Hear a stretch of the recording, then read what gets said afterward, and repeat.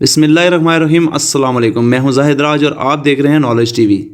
دوستو، پچھلی ویڈیو میں ہم نے ڈسکس کی تھی لداخ کی ہسٹری۔ آج ہم بات کریں گے اس کی امپورٹنس پر، اور لداخ اتنا امپورٹنٹ کیوں ہے کہ 3 ملک وہاں پہ گتھم گتھا ہیں اور بہت سارے ممالک کی وہاں پہ نظریں جمی ہوئی ہیں۔ جب بھی کبھی 2 ممالک کے درمیان جنگ ہوتی ہے تو وہ جنگ صرف زمین کے ٹکڑے کو لے کے نہیں ہوتی، اس کے پیچھے وسیع تر مفاد ہوتے ہیں۔ کبھی ملک کو کمزور کرنے کے لیے تو کبھی اس کی ترقی روکنے کے لیے جنگ لڑی جاتی ہے۔ وہ جنگ ہوتی ہے بقا کی۔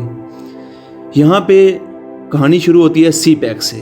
سی پیک جس کا مطلب ہے چائنا پاکستان اکنامک کوریڈور۔ شاید بہت کم لوگ جانتے ہوں گے کہ سی پیک کوئی آج کا منصوبہ نہیں ہے۔ اس کی جو پہلی کڑی تھی وہ تھی کراکرم ہائی وے، جو کہ 1959 میں شروع ہوئی، 1979 میں مکمل ہوئی اور 1986 میں عوام کے لیے کھول دی گئی۔ یہ 1300 کلومیٹر لمبی روڈ ہے جی، 887 کلومیٹر پاکستان میں، جو کہ حسن ابدال سے شروع ہوتی ہے، مختلف شہروں سے گزرتی ہے، پھر گلگت میں داخل ہوتی ہے اور آگے کھنجراب پاس تک جاتی ہے۔ باقی کا جو 413 کلومیٹر کا حصہ ہے وہ چائنا میں ہے۔ جب دنیا نے دیکھا کہ چائنا اور پاکستان قریب آتے جا رہے ہیں اور ترقی کے سفر بھی طے ہو رہے ہیں، تو پھر ایک لابی سرگرم ہوئی جس کو انٹرنیشنل لابی کہتے ہیں۔ ان میں انڈیا بھی شامل تھا، ایون انڈیا نمبر 1 پہ تھا، عالمی طاقتوں کا پٹھو بنا، اور ان کی شہ پر 13 اپریل 1984 کو انڈیا نے سیاچن گلیشیر میں فوج داخل کر دی۔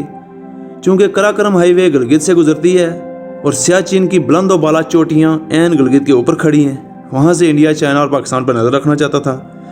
آج بھی سیاچن گلیشیر میں انڈیا کی 1 لاکھ کے قریب فوج موجود ہے۔ اب آتے ہیں لداخ کی طرف۔ انڈیا کو سیاچن گلیشیر میں سروائیو کرنے کے لیے لداخ کی ضرورت ہے، کیونکہ سیاچن کا واحد راستہ لداخ سے گزرتا ہے، اور اس کے علاوہ میں نے پچھلی ویڈیو میں بتایا تھا کہ یہ سیاحتی لحاظ سے بھی بہت اہم علاقہ ہے۔ چائنا کا جو اگلا منصوبہ ہے وہ سی پیک کو ایکسٹینڈ کرنا ہے۔ وہ ایک روڈ بنانا چاہتا ہے جو کہ اکسائے چین سے ہوتے ہوئے ڈوکلام میں داخل ہوگی اور پھر نیپال، برما، بنگلہ دیش اور تھائی لینڈ تک جائے گی، اور انڈیا سے یہ سب ہضم نہیں ہو رہا۔ وہ لداخ میں رہ کر اس سب کو سبوتاج کرنا چاہتا ہے۔ وہ چاہتا ہے کہ کسی طرح سے لداخ سے گلگت میں پہنچا جائے اور سی پیک اور پاکستان کو نقصان پہنچایا جائے۔ انشاءاللہ وہ اس ناپاک ارادے میں کبھی کامیاب نہیں ہو سکے گا۔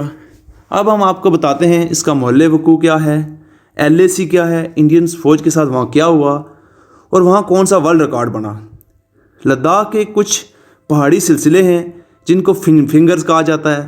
فنگر اس لیے کہتے ہیں کہ وہ بالکل انسانی انگلیوں کی طرح ہیں اور ان کی تعداد 8 ہے۔ ان کی نمبرنگ کے حساب سے وہ انڈیا کی طرف سے شروع ہوتے ہیں اور چائنا کی طرف جاتے ہیں۔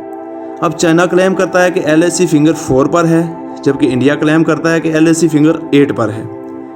ان دونوں ملکوں کے درمیان ایک معاہدہ موجود تھا، نہ تو کوئی اس ایریے میں فوج داخل کرے گا اور نہ کوئی تعمیر کر سکے گا۔ انڈیا نے معاہدے کی خلاف ورزی کی، وہاں پہ روڈز بنائیں اور پھر فنگر 8 تک جا پہنچا۔ پھر آگے ایک ورلڈ ریکارڈ قائم ہوا۔ انڈین فوج دنیا کی پہلی فوج بنی جو چپیڑیں کھا کر شکست سے دوچار ہوئی اور بہت بڑے علاقے سے انڈیا کو محروم ہونا پڑا۔